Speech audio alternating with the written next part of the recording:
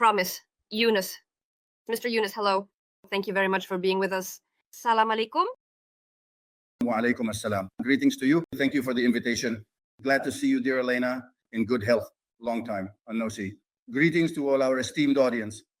Glory to Ukraine from the city of Khankendi, from Karabakh, liberated from the University of Karabakh, where I am today at an international conference. And it is a great special pleasure for me because I am here for the first time after the liberation.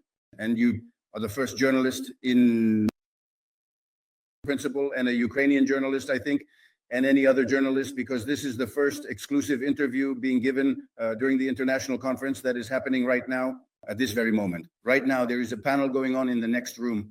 I literally stepped out from there to join you. I know exactly that journalists are waiting, Ukrainian viewers are waiting, and everyone who watches your channel. And therefore, it is also a great honor for me to speak from here, to convey the voice of Azerbaijanis, our truth, and to listen to your truth, and to draw parallels, to analyze, because the theme of this conference, the theme of this panel, is also the same. That is everything that is happening in the world today through the prism of the Russian-Ukrainian war and through the prism of all these geopolitical processes. It is very important that this is happening at this very moment, precisely in Khankendi, here in Karabakh. And indeed, there are many parallels here. People from 44 countries, 80, so to speak. The brain center of the planet is today in Khankendi. Just so you know, they all came here today, representatives, as I say, 44 countries, former ambassadors, renowned analysts, that is, former employees at the highest level. And right now, so to speak, there is a brainstorming session, intellectual communication, discussions on various topics. Well, of course, the topic of Ukraine stands apart. And that's why I asked the organizers, I said, do whatever you want, but let me go for exactly an hour, because at this time, it's Wednesday for me. It's a sacred matter, and 21 Chili. At this time, it's prime time. All of Ukraine and all friends of Ukraine and everyone who watches our broadcast with Elena Kurbanova, they are waiting for our program. Therefore, dear Ukrainians, I want you to forgive me for the previous Wednesday, which I missed for the first time, you could say, in the last 3 years, because I was in the air at that moment and technically couldn't join. But I promised Elena a surprise, which she also didn't know about, so you shouldn't blame her too much. She's not to blame here. And this surprise, she only recently found out that this surprise would be here. And this is an exclusive interview from the University of Karabakh, from the city of Khankendi. And I am giving this first interview specifically to Elena Kurbanova for your channel. And I am getting immense pleasure. You can't even imagine the adrenaline I'm experiencing, dear Lena, because I remember how I spoke with you a year ago, over a year ago. It was the first interview just like this. The sacred city for every Azerbaijani, the heart of Karabakh, sought cultural capitals of Azerbaijan, which we also liberated, in which you, dear, were not fortunate enough to visit precisely because of your honest reports, for your honest, dignified relations.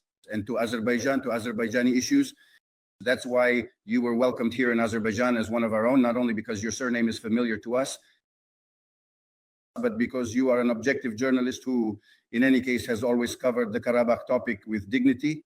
Therefore, I really hope that you will also have the chance to visit Khankendi. And I think it will be right and fair for everyone, because you are the first journalist to receive this interview now. So thank you once again. And I apologize for my lengthy introduction, but I needed to get all of that off my chest, something like that. And move on to our geopolitical processes. Mr. Yunus, first of all, I want to say that I very kindly, very friendly envy you, because one can only imagine what a dream it is to visit Khankendi, which has been liberated. Because indeed, when I was in Shusha, I saw far, far away, my Azerbaijani friends showed me saying, look, this is an important point. There will be the victory parade. In general, it was all incredible, interesting. I already told you, you change a lot when you are in Azerbaijan. Even if you hadn't posted a post, if I hadn't seen photos from Baku, I would definitely say that you are in Azerbaijan, because, well, you are such a happy, handsome man in America. But when you are at home, it's completely different. That smile, the mood, and, well, probably the power of this place is also felt. I have just one question. After all, Khankendi was occupied for a very long time, as was Karabakh. And I, for example, saw everything that was left in Shusha. Developed a mind often unfit for living, although I saw the restoration system, already a large construction. You are now at a university that has just been built.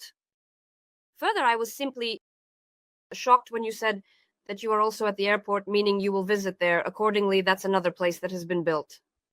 What is happening there now, considering that not much time has passed since the deoccupation? You know, so when were you there and when before you? The first time I was there, and it changes so rapidly that I literally think what I see now, if God willing, you come here after some time, it will be completely different. Because the last time the road is the same when you drive from the airport, because the road to Shusha and in Khankendi, it's the same one. And it just splits like this, yes, literally in one place. And before that, we were driving on just a paved road. And not quite prepared for this now is the Autobahn. And it all goes through tunnels drilled by the country or the Autobahn itself. If anyone has been to Europe who has seen, these are Swiss tunnels and many others that are made.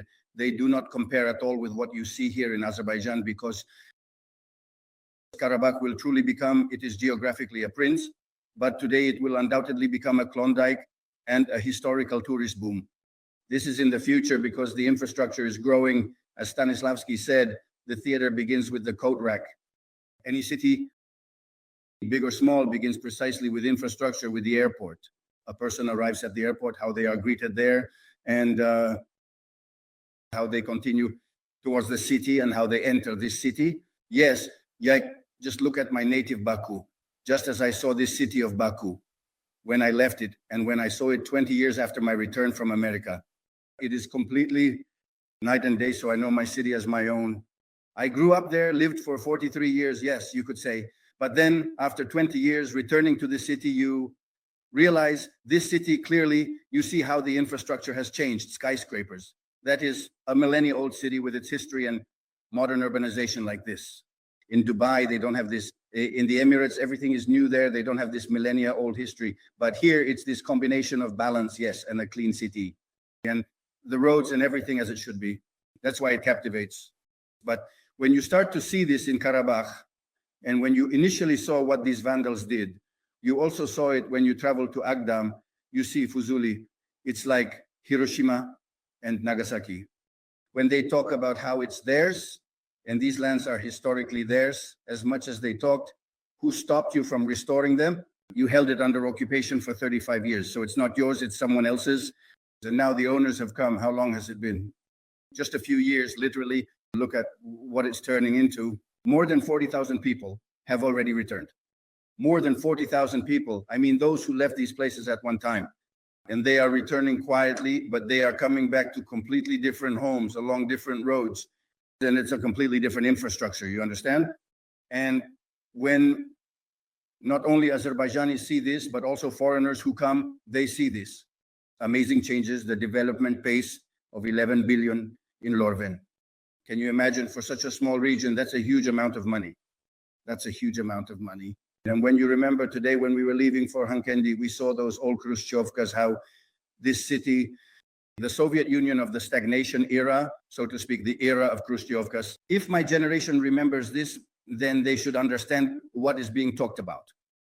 And when they always said, this is Paris, but what here is like Paris, I didn't see anything like that. Moreover, when they say they have a diaspora, they invested huge millions, but where are these millions? So they were stealing under this pretext. Here are Lily's crocodile tears, and because it was someone else's, but now when our own have come. Moreover, the money that, as I tell you, is being invested here, it's all Azerbaijan's money. Azerbaijan doesn't ask anyone for anything. And who is working here? Which companies besides Azerbaijan? All those who stood by Azerbaijan all these years, especially the last 3 years of this war. Therefore, I want you to understand why I am speaking about this in such detail, because I very much hope and wish for you, dear Ukrainians, to study Azerbaijan's detailed experience in all areas, informational, ideological, military, technical, and also the experience of restoring this territory, because someday, sooner or later, I hope both Crimea and Azerbaijan and Donbass will return to Ukraine's legal field. And then you will have to go through all of this again, including demining, for which the West, for example, does not provide us even a single dollar. Can you imagine that? And so on and so forth. That is, we are restoring all of this today. And as we restore it, we invite all of them, all those who were always against us, who did not rejoice in our victory. And we quietly begin to break this stereotype because they never came here. They only listened to those agitators who fed them this nonsense. And now, when they see, they remind me of those Germans from the Hitler era, yes, do you remember there was a famous film called Judgment at Nuremberg, where Maximilian Schell played the main role? Yes, it's such a famous film. And when Marlene Dietrich, she also played with her husband. And when this American asked her, yes, how did you not know about this? That there are concentration camps here, that there is the Holocaust, that there is Sachsenhausen, that there is Auschwitz, all of this. And we didn't know about it. So this conversation is already happening in 1945. So from 1933 to 1945, they didn't know about all of this. Either they lived in this vacuum or they lived like ostriches, not wanting to know. Just like many in the West didn't want to know the truth about what these vandals were doing in Karabakh. When they say that ethnic cleansings are happening there, almost 1 million Azerbaijani refugees. The genocide in Khojaly happened. Khojaly is located right here, just a few kilometers away. This is exactly the place. I don't know, I haven't been there yet. I'm not psychologically ready yet, because going there, seeing all of it, and what about those who, family members, yes, 603 people were massacred in one night, 603 women, children, elderly. Do you understand? And all of this is right nearby. And no one wanted to see it. No one wanted to see it. No one wanted to talk about it. And now, when all of this has happened, many of them say they didn't know, but we are dragging them by the ears. Here, besides friends, those who were not our friends also come, representatives from other countries. And they come, they look, and they start to say, yes, yes, yes, like this. But again, this breaking of stereotypes happens in this way. And that's why these events are very important. From an ideological standpoint, from an informational standpoint, yes, for us, for Azerbaijanis, this is, of course, a huge moral. We were just sitting here talking, fellow countrymen gathered here. I was just talking with the rector of ADA University, which is the Azerbaijan Diplomatic Academy, the first ambassador of Azerbaijan to the United States of America, Professor Pondo Hafiz Pashayev. We were talking about this very topic with him. Yes, all of this. And we truly understand that we are forming as a political nation precisely after liberation, because we have been independent since 1991. Yes, after the documents, an independent country, just like you, just like everyone after the collapse of the Soviet Union. But the true understanding of this has come just now, because you see, you yourself say, yes, how the voice changes. Yes, the expression on the face changes. When you speak as a people, a victor, a representative of a victorious people. And before this, I couldn't say that. I couldn't pass off what I wished for as reality. I remember how they used to come out, representatives of Armenia, sitting like this in various broadcasts, lounging and reasoning. And today they are not there at all on Ukrainian channels. Thank God I drove them out with friends. The Vile Metloev is no longer there. They have nothing to perform on other channels either. A few remain. From sporadic points in France, in California, somewhere else, where they also start to say this, but it's like a metastasis, a residual manifestation of this disease, because this process can no longer be stopped. And therefore, the main thing is, you dear Ukrainians must learn, do not reinvent the wheel. Look at your closest friends who are truly your friends, both in terms of the Crimean platform and in Guam, Georgia, Ukraine, Azerbaijan, Moldova, and in relation to your problems since 2014. And in relation to these last 3 years of this existential war you are fighting, and not just me, but everyone else as well, and my friends who go on air, and the overall microclimate, especially Ukrainians who come to Azerbaijan. You, dear Elena, when you arrived, you surely didn't feel like a stranger. And not just because your last name is ours, so to speak, yes, but because it's clear that you are Ukrainian from head to toe, meaning you live with Ukraine, and you live with the same problems and aspirations that I have lived with all my life, yes. And therefore, seeing how the people of Azerbaijan relate to you, to your problems, you understand how resonant it is. Yes, And therefore, I am an advocate for you to study this more, because the main mistake of many of us, yes, and Ukrainians included, until 2014, you were not interested in this because we were all hostages of this information. This wow boom that was coming from Moscow to the entire post-Soviet space, yes, because they had an Armenocentric, anti-Ukrainian centricity. That is everything they did. Yes, the Russian world, and through this prism they were instilling all of this, yes, and it was very strong in the Russian-speaking space. But when this problem came to you, and when you slowly started to take off the rose-colored glasses and on representatives of these Western countries, especially over the last 3 years, when you saw how they treated you, yes, in this regard, they said many beautiful things, but when it came time to stand up for you, you didn't have your own Turkey, you didn't have your own Pakistan, and you didn't have your own Israel. Meanwhile, in large numbers, everyone was just tearing their shirts, coming to take pictures with President Zelensky at Bankova, tearing their shirts somewhere, saying, because they have elections going on, because the topic of Ukraine is on the agenda today, to earn some credit and then go there and maybe get elected as a senator or congressman. But when the conversation today turned to who will actually stand up, who will send troops there, who will finance it, who will do it, it's as if there are many. But specifically, there is no one, nothing. And all these problems that exist today, this is what is being discussed today here at this conference. And what are you suggesting now? To go into more detail on all these topics? I apologize once again. Please forgive me for my certain emotions, because it's hard for me to hold them back. Being here, it's a special state. Please.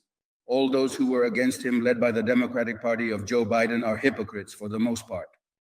But it's just another matter. These hypocrites knew how to do it all in a beautiful wrapper, and this one came, disregarded everything that was said, this American dream, American values. Who in the world today will go to defend, throw themselves on the line for American values? Who in the post-Soviet space? Yes, no one will do that anymore. Anywhere else, I don't believe it. Because clearly, today, when you come and say, pay 5 million, get a green card, and it means you don't care about the background of these people who will come to you. Or now, let me tell you, as far as I understand, there is talk in the corridors that he again, his first official visit will be to Saudi Arabia. So to Saudi Arabia, which means you need money. And at that time, as always, it was different. The first visit was always made to Canada, the United Kingdom, the Israeli example always. The first visit is made to the United States of America, Azerbaijani to Turkey. That is, it's always as if you're showing your priorities. And for him, it's Saudi Arabia. And then when he says that he doesn't care about the European Union, NATO, or anyone else, I will say that if you don't pay, let the president of Russia do whatever he wants with you. It turns out that your values are the dollar. So whoever has the dollar, that means you're friends with them.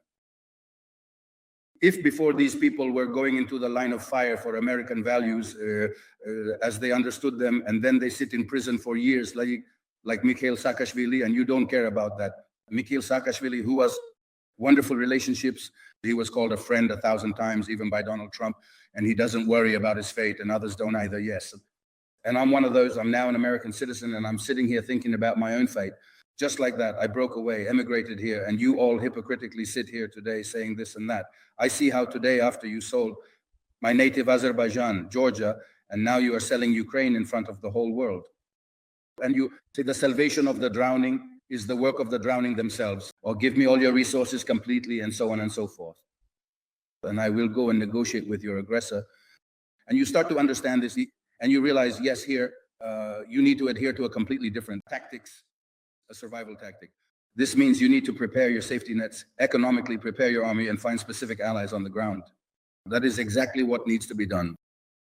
The main thing we took from the Armenians in this flag is this mirroring. We have the most popular words: mirror politics, mirror nation. They talk about needing to return Armenians to Karabakh. Immediately I say, please, you can return, but only with my small conditions. We have about 300,000 Azerbaijanis who left Armenia. They should also return in a mirrored way. Ours should return. In yours, they return, but they say no, they cannot return, the Azerbaijanis. This is a matter of Armenia's national security. Therefore, it is also a matter of Azerbaijan's national security. So they will not be here anymore either. Do you understand? Mirroring and everything. And when you have learned this mirroring, for example, when some Armenian goes on a channel, immediately after him comes out someone like Ramiz Yunus, Or after him comes out Agil Rustamzadeh, or after him comes out Eldar Namazov, or after him comes out Tawfiq Zulfugarov. Therefore, this equidistance, the multi-vector approach of my native Azerbaijan, has provided such an opportunity that we are taken into account. Both China and the European Union consider us, and Iran, which deploys up to 50,000 soldiers, and then the president of Azerbaijan goes and shows, strokes with his hand.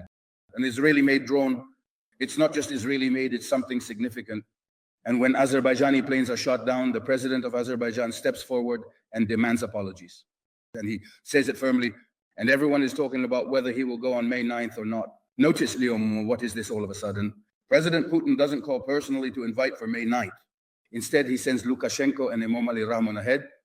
Well, that is to create the impression that we are all in this together. He understands that he lacks the courage today because before calling and inviting, you first need to do what? The president of Azerbaijan tells you, because the president of Azerbaijan is not speaking for himself. He has 10 million people behind him, 10 million people like me. That is all of us, those who voted for him and those who did not. This is what consolidation is. Dear Elena, I am telling you this. I see it here in Hanyang. I have seen it. Shusha, you see, in reality, 10 million. We as a nation have only just united now. We have been developing over the last year and a half since we restored Hankyang MFLAC. When we liberated Shusha, it was 95%. The worm was still there. How? So, but without Khankendi, it's impossible, right?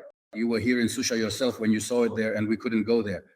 And now today, there is not a single Russian soldier here. This hasn't happened in 200 years. And now they are not here at all. Do you understand? Do you think they left because life was good? Or because of pretty eyes? Or did they leave with music and banners? Moreover, they took all the monuments with them. Here is Khankendi on their base.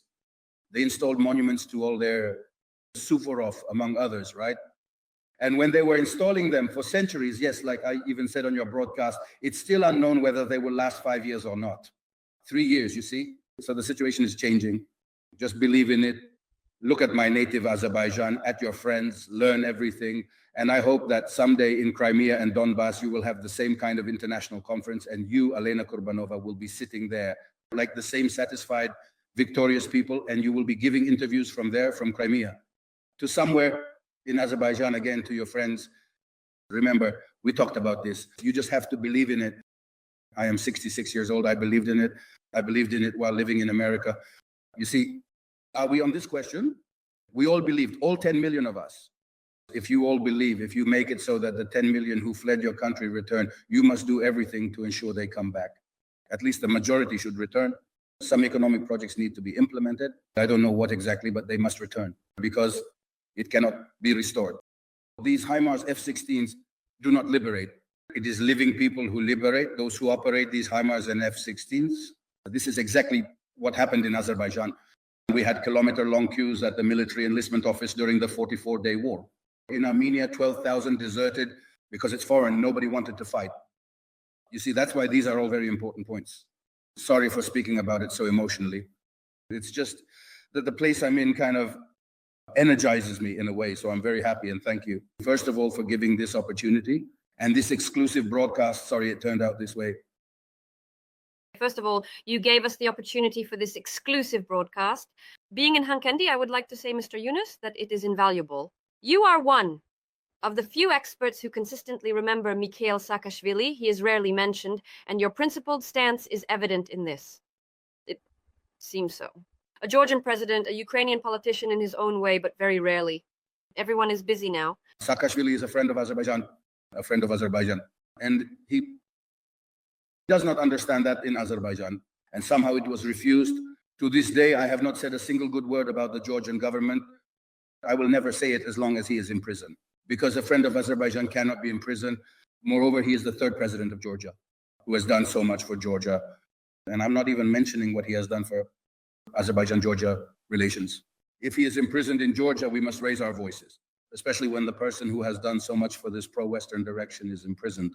For the same Georgia, and where is the West? Why don't they release him? This is what compels. That's why it sometimes infuriates them that I, an American citizen, tell them this with my background from my life experience. You betrayed me. You betrayed Saakashvili. You are betraying the Ukrainians today. And after that, you will talk about who will go to the front lines. And that's why the people of Georgia are divided today. Yes, they fear Russia. They see, they remember. The year 2008, August, and they see what's happening in Ukraine, how Europe behaves, and they don't trust anyone, not Europe, not Russia. They are afraid, not knowing what to do. It's good that Georgia today has a strategic partnership with Azerbaijan, Turkey, and Georgia, so I believe Turkey will not let Georgia be harmed, just for Georgia's consolidation. But this is not normal.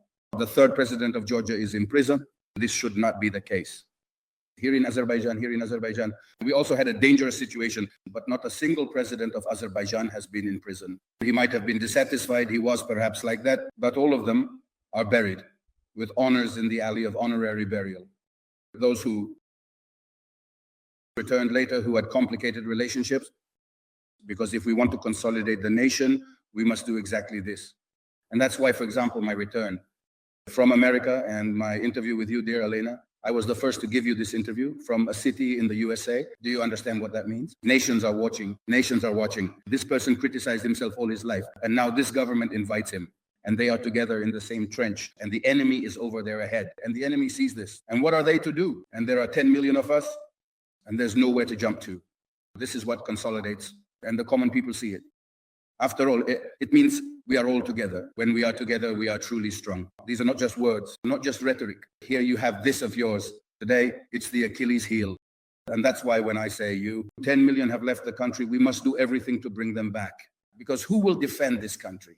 Neither the French nor the Germans will defend your country. Just as Turkish troops did not defend our country, but we know they are there.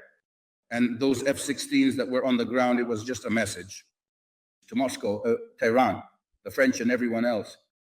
I am not asking, even my father's brother says, what the president of Turkey said, just let them stand there. And the Russians did not interfere. We were left one-on-one. The task was accomplished. But the main thing is we were together, and you should stand together. If you stand together and you manage to do it like this, not in a single vector, to play in a multi-vector way in this multipolar chess game, then, excuse me, Donald Trump is not as frightening as he is painted. Because from the fact that he talks a lot today, processes are already underway. Processes are underway. If you understand geopolitical processes, just like science, political science is also a science. And when someone says that it is not a science, but it is a science, political science is a science that is based on history. This history needs to be known. Geography needs to be known. Geography is both a plus and a minus. For Azerbaijan, it was a historical minus because it is the only country that has a border with both Russia and Iran. There is no one else like that on earth. There is no second country except for us. And they tore us apart. The Russian Empire and Persia, and half remained there, the larger part. The other half remained with the Russians 200 years ago after Turkmenche, and they hated our independence. In 1918, 1920, they lasted 20 months. Now they have been holding on for 35 years. But again, as if they were holding on, only now have we become truly independent. And we have our borders on land are closed. You can only reach us by air. And why? Because we are still experiencing a political pandemic. We understand what is happening in today's world. Both in Russia and in Armenia, a thoroughfare. In Turkey, a thoroughfare. In Ukraine, a thoroughfare. And how to ensure national security issues. All of this needs to be addressed. Moreover, we are not nuclear powers. We are not permanent members of the Security Council. But we are our friends on the ground. The second army of NATO, the first in Europe, is in this geography. A nuclear power, and it is also in this geography, Pakistan. And Israel, this is high technology, also in this geography. And when you find specific allies in this geography, you are no longer afraid of those who are across the ocean. Across the ocean is the USA, Biden, pro-Armenian. In 4 years, everything we achieved in Karabakh, including the flag of Khankendi, we achieved this in short under the pro-Armenian American president named Joseph Biden. Can you imagine that? Why did they do nothing? Because they are across the ocean. Here in this geography, you have to look here, there is none. How will the Americans come here? Through Turkey, through Iran, or through Georgia? A friendly country to Azerbaijan, to Turkey? Impossible. And Armenia is at a dead end. That's why when you understand this today, geography already plays in our favor. And so when the western border, the Iron Curtain, closes in front of Russia, and China on this side wants to restore this Silk Road, one belt, one road, and you look at the logistics, and through Kazakhstan, Uzbekistan, and through Kyrgyzstan, Turkmenistan, everything leads to Azerbaijan, whether you like it or not, through Azerbaijan. And we already have logistics, we already have infrastructure, and we do all this through the same Georgia. And now look at Batumi, at Ajara, In Georgia, there is no oil, no gas. And now look at Sukhumi. Black and white cinema, color cinema. Batumi is Dubai, Sukhumi is the Khrushchev Brezhnev era, Khrushchevkas, just like Khankendi from the times of occupation by the Armenians. That's what it's about. The right kind of multi-vector policy. And Ursula von der Leyen came a year ago for a strategic partnership with us, signing in the field of security. China comes to us, does this, signs. In the near future, the president of Azerbaijan. Watch closely. As far as I heard, he is supposed to visit China on an official visit, and it will be at a high level. This is exactly what I was telling you about. That is, the Chinese direction is working. The European direction is working. Well, ask me, dear Elena, who is the #1 economic partner of Azerbaijan today? You all would think Turkey. Turkey is second. First is Italy, 16 billion. And Turkey, 8 billion. Italy is the third largest economy in the European Union. And how the president of Azerbaijan was received in Italy 2 months ago as an honored guest. So what am I getting at? Here is the European Union. Here is China. And from the north and south, Russia and Iran are unfriendly to us. And how will they behave? They grit their teeth, dissatisfied. And so what? They will have to reckon with these because the political climate has changed. And the situation here is different. So don't repeat the mistakes of previous years. Look at your friends and act.